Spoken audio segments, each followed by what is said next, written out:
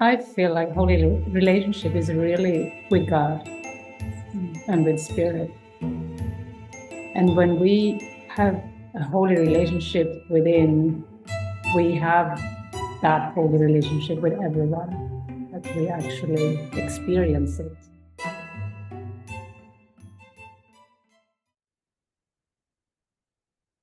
So welcome. This is another episode of Holy Relationship Conversations. Just to give you a little background, this is a series of episodes all about holy relationship, and you can see previous episodes on YouTube under Holy Relationships. And the purpose of the videos was for me to try and answer the question of what is relationship, what is love, and really it was a prayer of my heart to know what love is, and this was the response. The first response was start talking about it, feeling it out, and so I started with interviews with you can see David Hoffmeister and Svava Hoffmeister and Kenneth Clifford, Nana, Jason Warwick, and Emily Warwick. And now today we have Jenny Maria. And I'm turning towards Jenny. Jenny Maria is a beautiful Course in Miracles teacher who founded Awakening to Love. Awaken to Love. Awaken to Love, okay. Nonprofit foundation. And has done many retreats around the world for many years, and now is located in Spain, in Malaga, Spain, with a beautiful community with people coming from all around the world when she's not traveling around the world. So today, it's the first time I have the person with me in the room, and so it's a different format. I'm not sure like how to do this, but and it's the first time we're doing this live, so that you can ask questions. So the first question I always ask is, what does it mean, holy relationship, in A Course in Miracles? It's one of the sections in the course that there are multiple chapters about relationship, and yet it's something there's so much confusion about. So I'd just like to get clear, how do you define or feel holy relationship? Yeah, I feel like holy relationship is really with God and with spirit. And when we have a holy relationship within, we have that holy relationship with everyone, that we actually experience it. It's the connection, even oneness beyond the form with everyone. That's how I would describe holy relationship. It's when everyone is forgiven in our awareness. We see everyone as pure, and we no longer desire to see them as guilty. And ultimately ourselves, we won't see others as guilty unless we feel guilt within, and that's what's unholy. So, and something I have seen quite a lot is people saying, I was in a special relationship and then it became holy, or the relationship was holy and then it became special. Like really bring it into form about the two people. Can you kind of clarify on that? Yeah, I think, when the mind is still unhealed, when we still have guilt, specialness in our mind, we actually make unholy unions, and we may have an experience of of holiness, of holy relationship. And somehow the ego creeps in, and because it wasn't healed, it was there all along. It was just maybe like what I call like a spiritual honeymoon. You know, everything is high and light, and we feel like connection with somebody, but that can still have specialness in it. And then the flood of the past comes in because it wasn't healed yet. So, yeah, then we just see what else we need to work with. So, And so, if you feel like your relationship is becoming too much attachment, too much specialness, and etc., what would you recommend? How would you approach someone saying, my relationship, is it always just in prayer, or and how do you, I mean, the biggest question when you hear these things is, do I end it or not? Because it's become unholy or special. And I know it's individual for each spirit, but I know that's a question people ask often. Yeah, I mean, we all want to get clear, so there's no formula, like end it or not. It's more like give yourself some space. Take time for prayer. It's never interpersonal.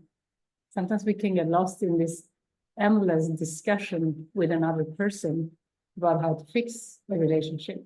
But really, it is only through prayer, clearing our mind, and seeing with pure perception again that we can come back. And we really come back to our own relationship with the Holy Spirit. Then we can see the other one more clearly, because, you know, Jesus has like you said, so many passages about relationship, and he says, whenever you want to get something from another, you see him as a brother no more. He's no longer pure in our eyes when we want something. And that's where this is deep. I mean, wanting something from someone comes from guilt, comes from that guilt of separation from God. I mean, we want to fill the hole inside by seeking something in another, and that is the specialness. And wanting something from another that never brings us anything. If anything, it will take something from us. It will take our peace of mind. We may have a future plan of, you know, something's going to be great in the future with somebody, like a dream, you know. And that's the trick. It's like that, like often the response when I hear people talking about problems in relationship, it's like, well, whatever you think you're not getting from them, are you giving that? Like, what are you giving? Exactly. Like it's always switching from getting to giving, and that's how we receive. Yeah, and what do you perceive is missing? And instead of yearning so much for the other one to give it, you have to give it, you know, either give it to them or to yourself. Ask for it from spirit. Every time for me, I find if I'm saying the person's not opening up to me, it's me that's not opening up to them. Really, it's all every single time. Yeah. And then I'm curious, a lot of people talk about when they meet someone, oh, this was given by spirit, this relationship was given. And I'm always kind of like, can you talk about that? Sure. I think it's fantastic to be on this journey of awakening with the course and with relationships, you know, and I have experienced some relationships being given by spirit, and it's amazing. It's very special. You know, the other one, you truly fall in love, and they become very important.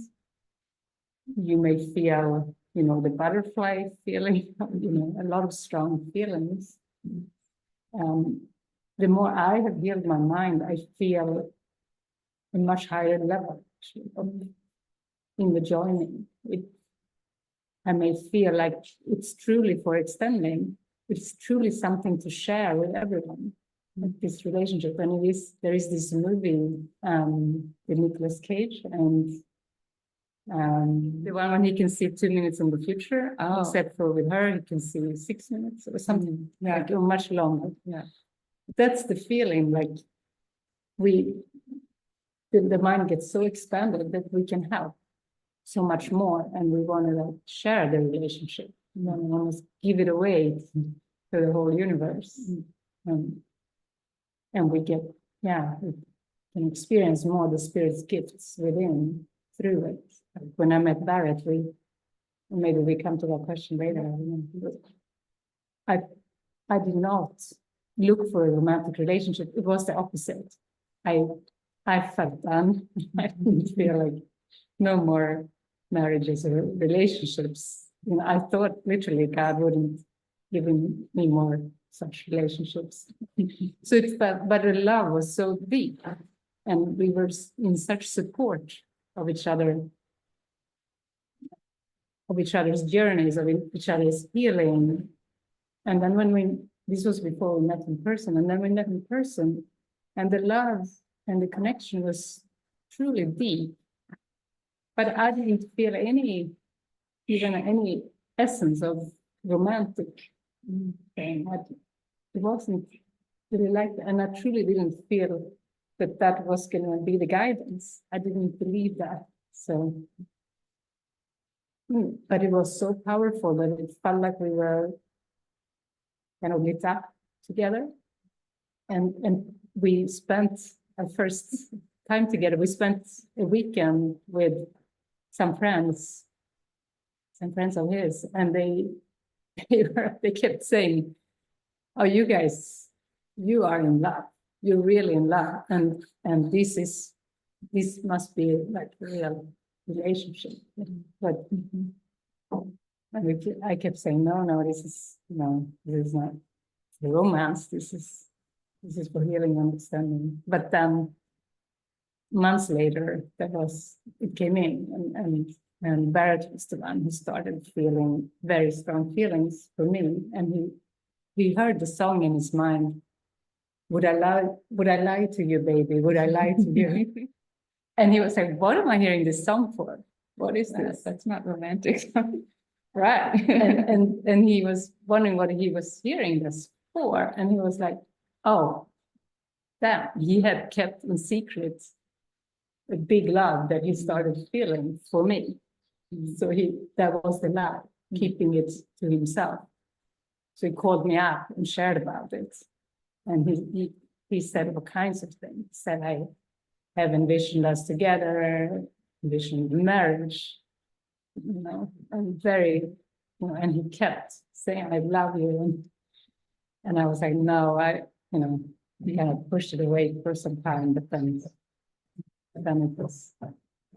I opened up to it, and it's been truly healing and helpful. And but it is like an assignment. I think we are very romantic here on this planet, so we can see two people together as very exclusive, and I don't really feel that is so helpful. Like that romantic dream of the one, like the soulmate. Yeah, like I have so many soulmates. Yeah, really. I met so many that I just truly love. So yeah, I don't feel to be special. I wouldn't probably be married if it wasn't for practical reasons. Yeah, because we do have so many relationships. It doesn't just have to be this marriage or partnerships, but yet these are the relationships that, because you live together, you spend so much time together, they really do seem to have more importance, but yet that's also how it can be tempting to make it special and Yeah, hold on to it and not want to yeah, let it, be as it needs to be, but rather double it. Yeah. yeah. Yeah, I told Barrett recently, we must come back to how we felt early on. We couldn't even call each other by name. That's very hard. And I think, I know I've had long periods where I said no to relationship, just, I'm done, I'm not interested in that. Certainly was out of fear. And then the opposite periods where I really want someone to really share the course with. I want a partner, I want to work with this. So it seems like we've all had these different phases of yes, no, yeah. And then was shaken and was told, you're doing A Course in Miracles.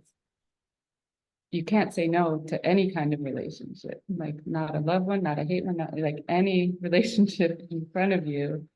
It's not up to you. And that was a big, like, sorry, Dad. Yeah. Can you talk about the course and probably like relationships in general, and of course in miracles, the role it plays in our practice? Yeah. I mean, we truly can't avoid relationships because they're all in our mind. People we think about, we are in relationship with them. People we meet, we are in relationship. And yes, if we have any sort of avoidance, that means we probably are going to have to go through some relationships. I had someone recently ask me, like, what he said, I really don't want specialness. I really don't want special relationship, but I want a relationship. I said, well, that's you wanting specialness. So you're going to have to allow it. You're going to have to go through it, face it. So. Yeah, that was one of my fears. And why I was avoiding it was I felt like I lost myself the minute I was in a relationship. It all focus shifted to the person, and no matter how deep my spiritual practice was at any given time, put the man there, and it was like everything. But okay, no, I don't want to go on a retreat. I want to go, be with him. Or, it just became overpowering the feelings. Do you think that's just from the egoic like training of this world that we've grown accustomed to romantic films and love and marriage? This is your answer. Well, I do think it comes from the deep unworthiness inside, and we seek outside still. And we can't heal it if we avoid it. So we need to go through it, but with this deep kind of intention to heal our mind, to see what comes up, to work through it. And that's it. We can't really avoid it. And we will get the lessons we need, And, yeah. The excuse I gave was, well, I have so many relationships in the world. Why does it have to be? I don't need that special one. He's like, yeah, right. Yeah, there was some avoidance. Yeah. Do you have any questions so far, or anything on your mind from what we've said? Yeah, can you hear me? Yeah, I have one thing in mind. You said, Jenny, that in your case, your relationship with Barry on the one side, and the other side, the relationship with God, or this inner relationship, this place of love. And yeah, and this idea, so how does it feel, or to be drawn to to another person, so to speak, to another brother, yeah, and then to feel it, maybe even as personal in the dream, so there is a specialness in the feeling, or how do you recognize or discern this love, this relationship with God, or to see the other as a means to come to this relationship? So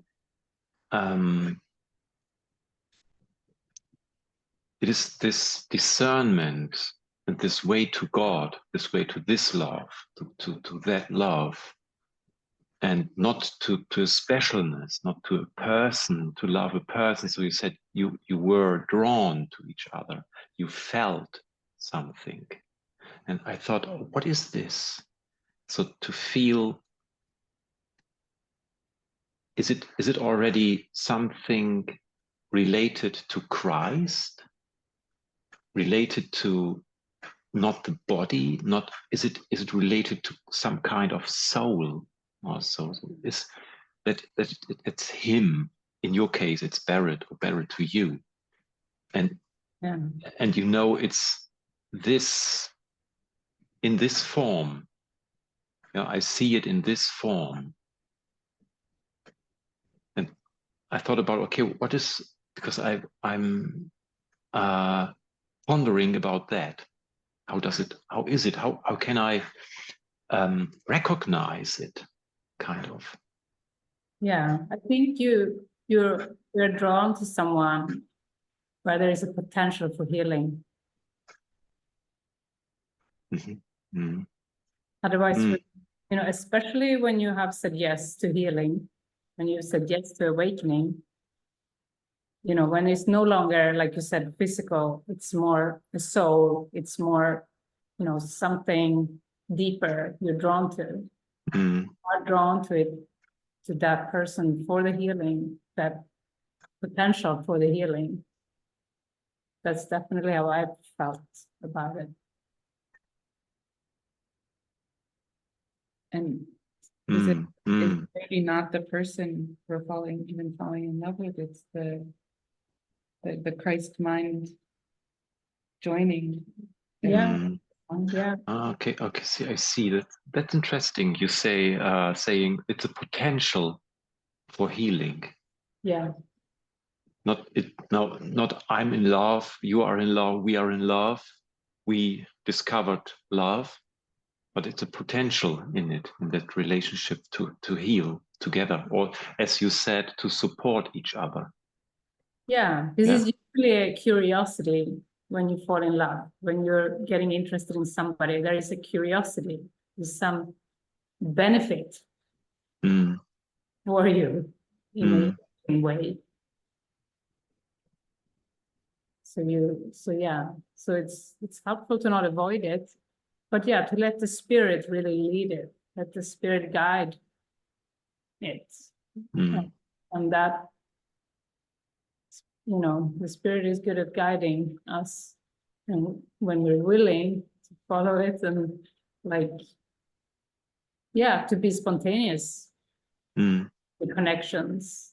Sometimes we want to plan, we want to put it off, and then we get so confused.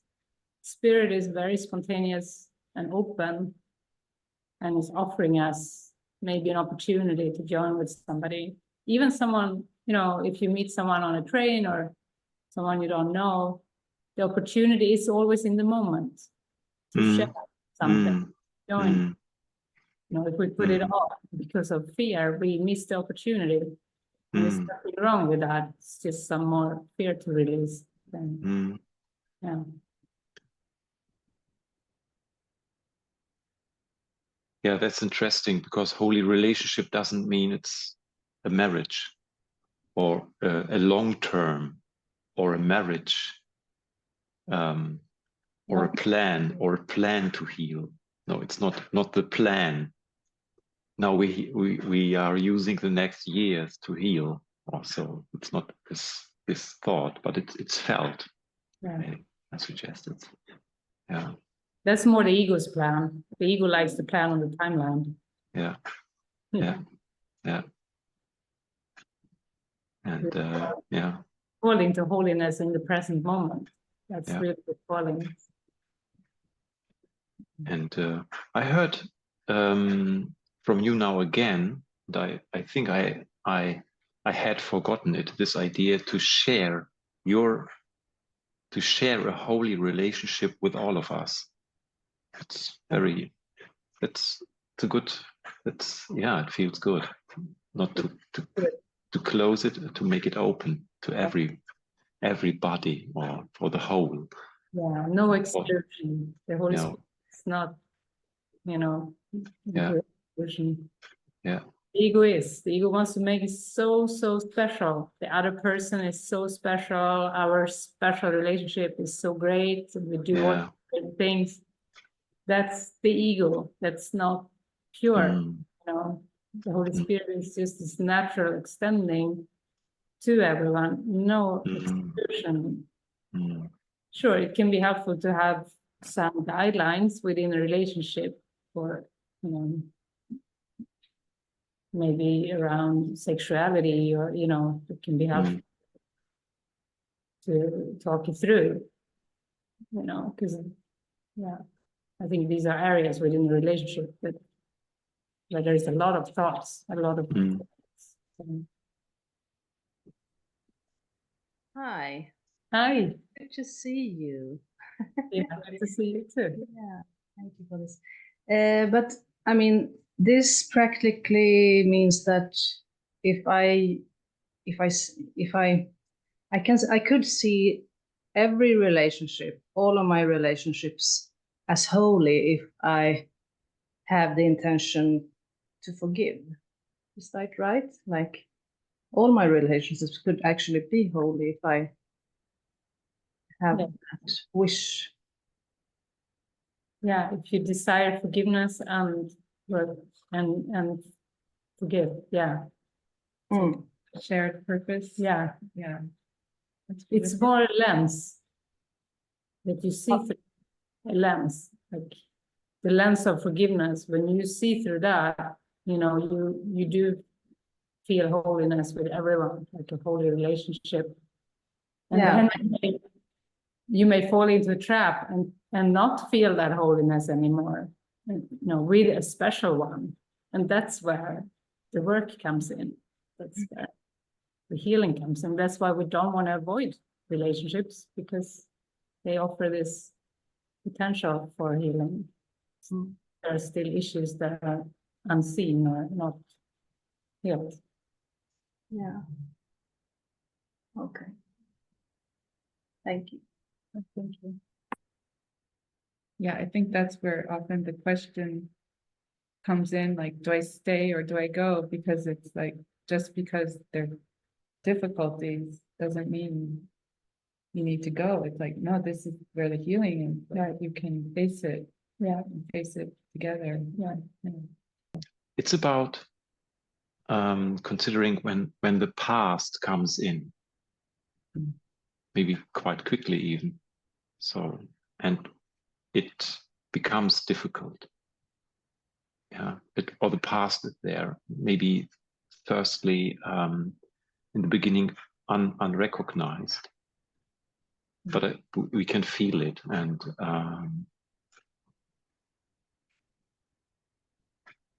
even though you feel you have the potential to heal,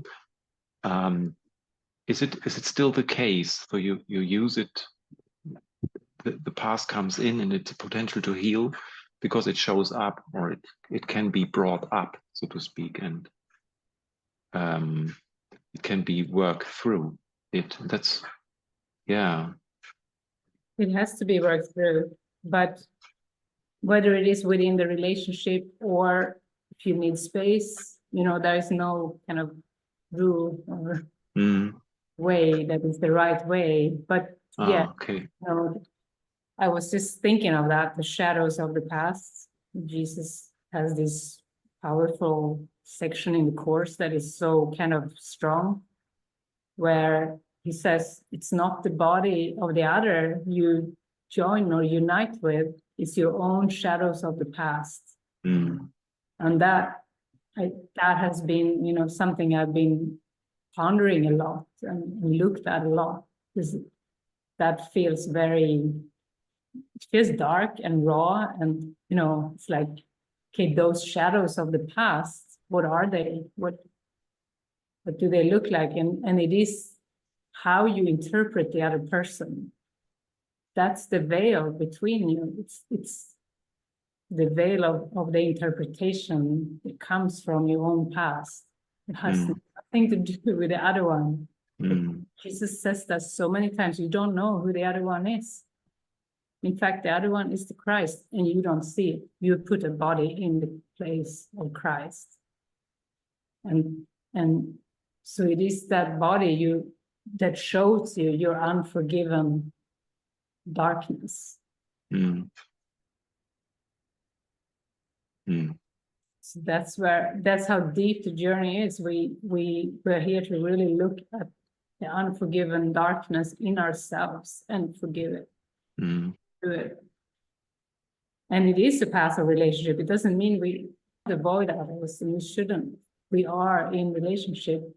We need to let it get flushed out.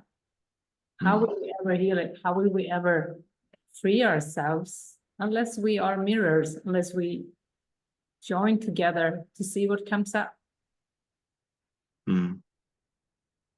We already have like a little beautiful conversation about some thoughts that were there for Jean before I came here, and just, you know, that little clearing is just so helpful in connecting, seeing thoughts and releasing them, seeing some beliefs.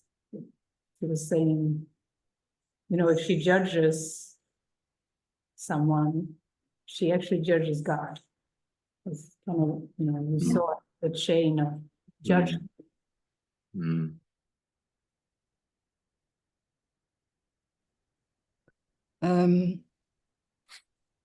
I've jumped in because it's a pattern of mine to be the listener and just taking that place. And it's only recently that I've been getting pretty hefty prompts to actually speak up. So I start with that.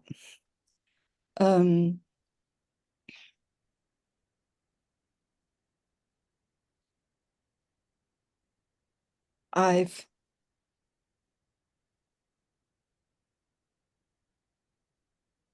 don't know quite what it is I'm going through at the moment, but I have been spending whole nights, well, 2 whole nights actually, in absolute terror and fear.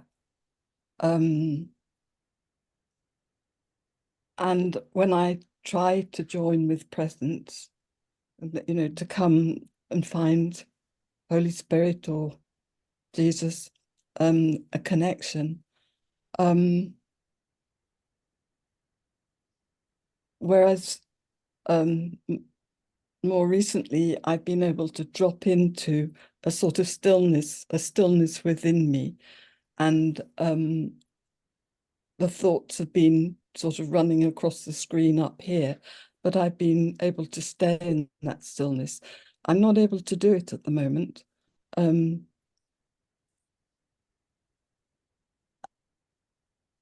And I think I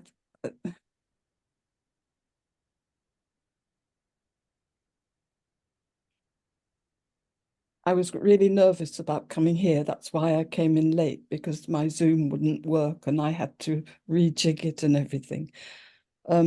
But I am finding that when I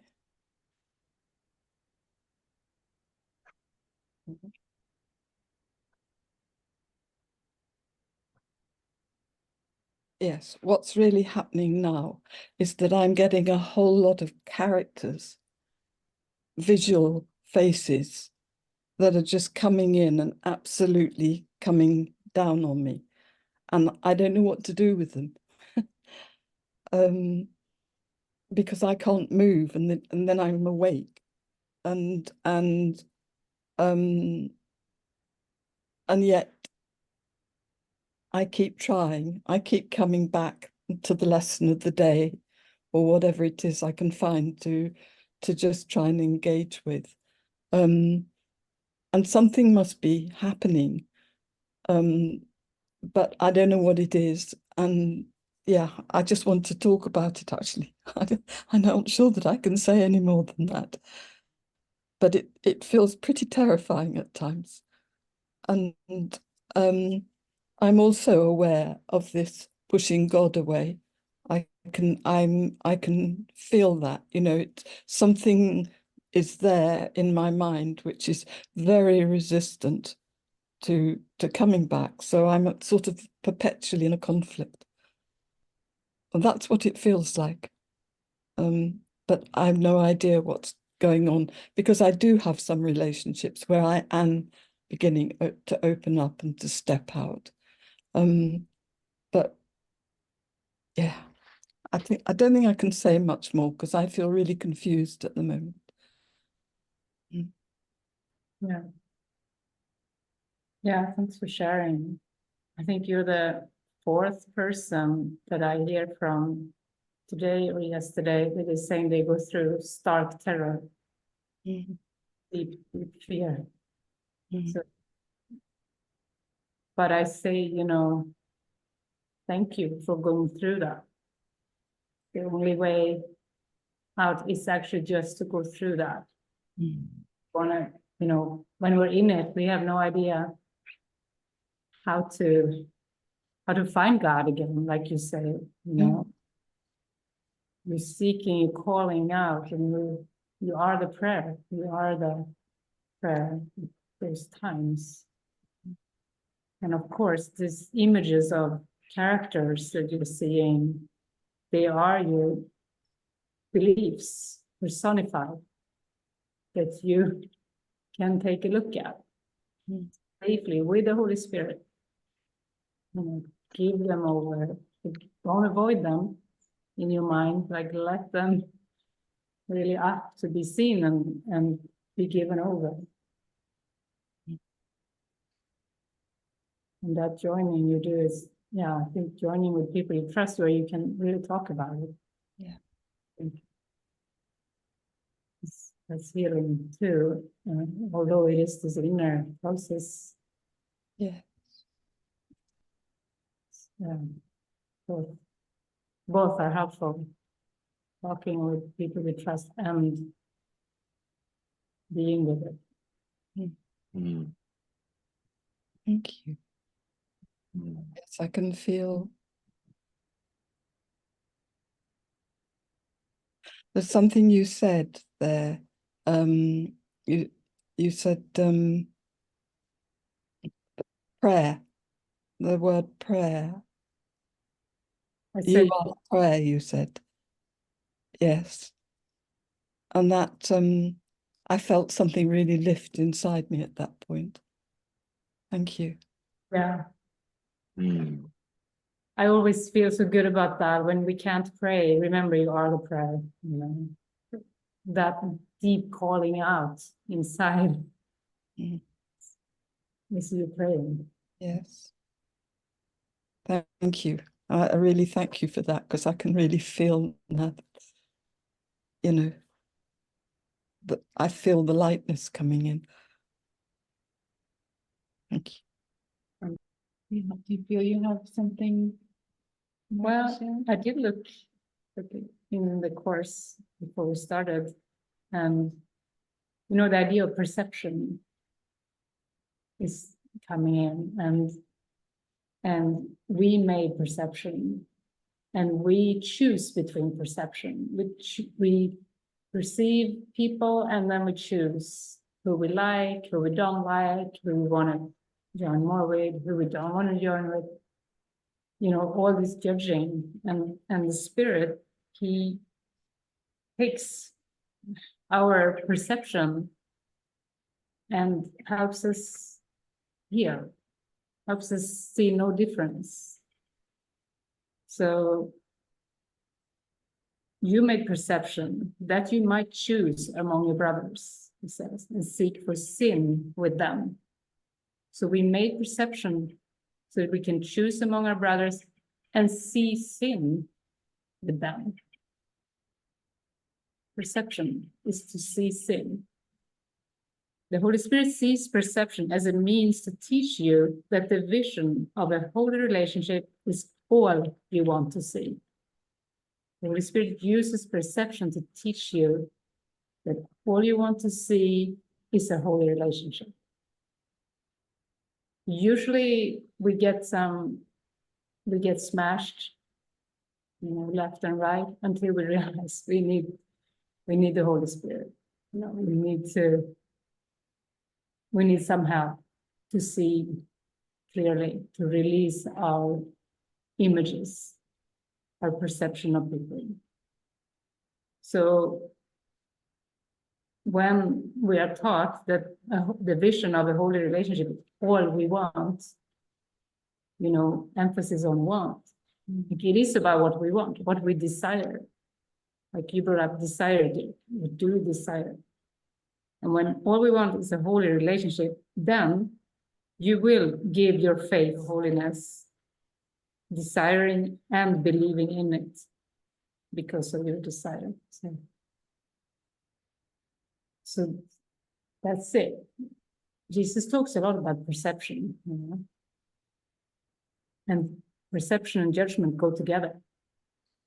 We judge and we perceive and we judge. It's like one thing going on. But this beautiful release of judgment, that's where we want to go. That's where to perceive where we judge, because we were taught to judge. We taught ourselves to judge, and we're wrong about the judgment. Mm. But it's not an intellectual endeavor. It's a deep inner healing of our beliefs. We make up the world. And there are so many beautiful quotes about holy relationship, like relationship is a means of saving time. I think we, also with holy relationship, we need to let it come to us. We long for it, we seek it, but it comes when we least expect it, or when our hearts are open, when we experience holy relationship and this beautiful, powerful collaboration that it brings.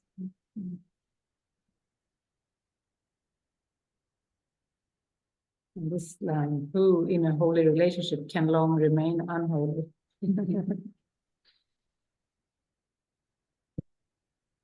Not very long at all, not for an instant. Thank you. Yeah. Thank you. Just for me, the one thing I keep sharing these days is I know for me how I finally started to experience true love without any desire to get, or just an absolute feeling, was because I realized I don't know what love is, and to honestly be able to say, I don't know what it is, and then really want it. I really want to know. That changed everything for me. Yeah, Dirk, did you? Oh, yeah. Maybe you spoke about guidelines in your relationship. So maybe you can, do you have a specific one in mind? It would be interesting to hear some specific guideline. Yeah. The classic one that in all couples, it's about intimacy, physical intimacy with other people. Monogamy, polygamy, Yeah. polygamy, whatever it's called. you know, these questions are where there needs to be deep discussion, deep sharing, because it's such a sensitive topic. People have such different emotions around it, you know. Some people can't handle it if their partner is hugging someone else or kissing someone else, or you know, even going further, you know, what does it mean in the mind? How does it feel? How can we heal? Total openness about the emotions is the key to be able to talk through with them. And then maybe if it's helpful, yeah, to have some guidelines, or, you know, for both to feel safe, to be able to expand and heal. It can be some temporary guidelines that might help. Like an agreement. Yeah, Certain yeah, things. yeah. Mhm. But yeah, like, it's a good practical question. Mm. What you shared too, this desire to know what love is, what a real relationship really is. Mm. I made a similar prayer 20 years ago. I was new with the Course in Miracles, and I made this prayer. I said, I do not want to use any relationship for the ego's purpose anymore. Like, and I made this clear statement. And from then on, my relationships were different. They were all for healing. The ones I met were all wanting the same purpose and healing. So that's the prayer. I don't want to use a relationship to get something anymore. I think in the ego's world, that's like a very common, and people clap for this question, is like, well, what do you want from this relationship? Like, what is he not, what are you not getting from him? What are you, you know, like that's a good thing. Like, What's yeah, wrong with him? Yeah. How can you change him so Yeah. that we can get what we need? Backwards. And we end up using people instead of, what am I here to give? What are we here to learn? How can we? Yeah, I was surprised one time. I was guided to look at some columns or whatever online where it was mainly men. It was open for anyone to write about relationship and sexuality, and it was mainly men. And the main subject was, if you don't get anything, get rid of her. Like, meaning if you don't, you know, if you don't get sex in your relationship, get rid of her. And there's, even in this world, there is this, you know, barometer. If you have sex less than once a month, it's a sexless relationship. You know, they define it. Yeah, some people will say it's once a day, once a week, once a month. Like everybody has a different idea. But yeah. And it is it's because it's a world for bodies, you know, it's just this focus on the body and on getting, and the mind is really lost. So yeah, that was just a side. But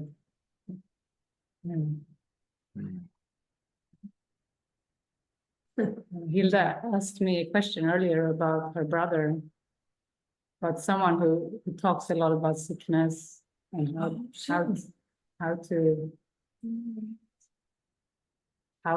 do you act from true empathy, basically, you know. Yeah, so that was a helpful relationship question that you asked. All the time I think the other is me. And I don't like to talk about illness. And so if I meet someone and we talk all the time stories about illness, then I think I don't want to be I like to be nice and full of understanding. So, do you hear her? She's saying that if she meets someone who talks a lot about illness, she want to see them as herself and be nice and understanding towards them. So, well, I want to say, I don't like to hear that kind of stories. Please tell me something I like to hear. But I think it can't. So really it's, everybody's a thought in our mind. Jesus says you people the world with your thoughts. And so this person is the thought in your mind. And your approach is how do I approach this thought? How do I address this thought in my mind? This unhelpful thought that is all about sickness and death. It's the belief in death. So really the Holy Spirit is the only one that knows how to deal with that thought. So the only answer is give him over to the Holy Spirit. Truly, you're not responsible for him. You're not responsible for his happiness. You're not responsible to be nice or even to be there in the body as a person. You need to ask for guidance even with that. Is it guided? Yes, yes. Like really give them over, give over each one. And the I Spirit don't is think I'm responsible for his life, but I think I'm responsible for what I say, what I think, and what I do. yeah, to let Spirit speak through you. Yes, I think. And usually we don't know how to do that until we've gone through a lot of healing ourselves. So most of us are people pleasers. And we need some space to release people Yes. pleaser. Yes, I think that's Get clear. so what you told yesterday, something to Jean. Yeah. When you have to please.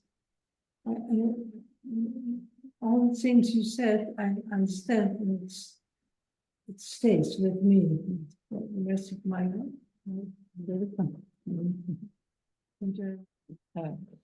I had the very same thing with my brother.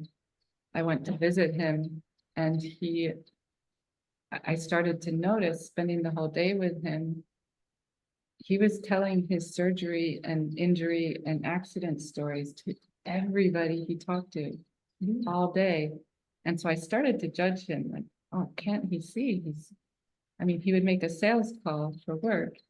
And that was his way of joining with someone was, oh yeah, I have this hip problem. And it was all day. And so I didn't know how to respond. No. And but I could see I was starting to focus on it a lot. like here he goes again, So I had to just watch myself because I was building up a kind of grievance.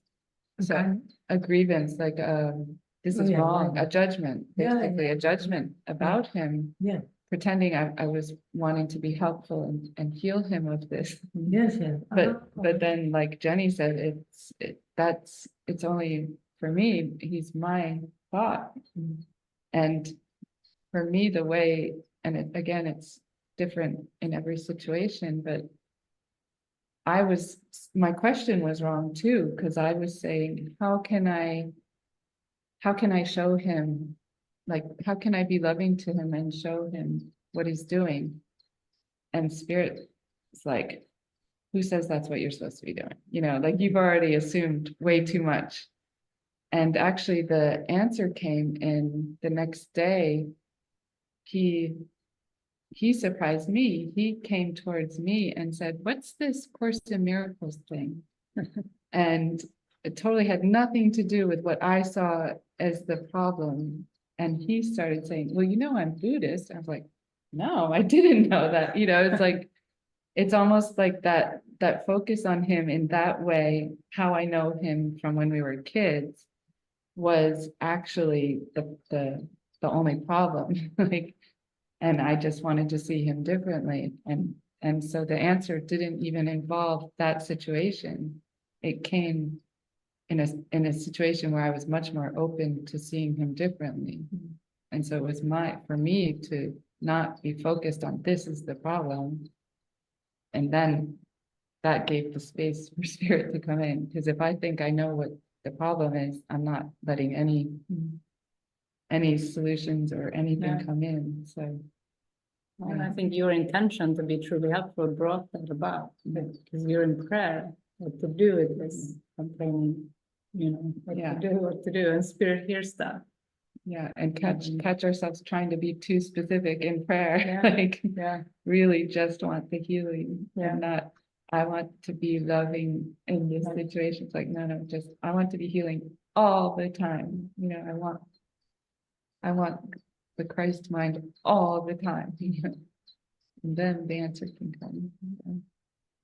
beautiful to be with all of you, and thank you, Jean, for having me and offering these sessions. I was much more relaxed this time than usual, having you here.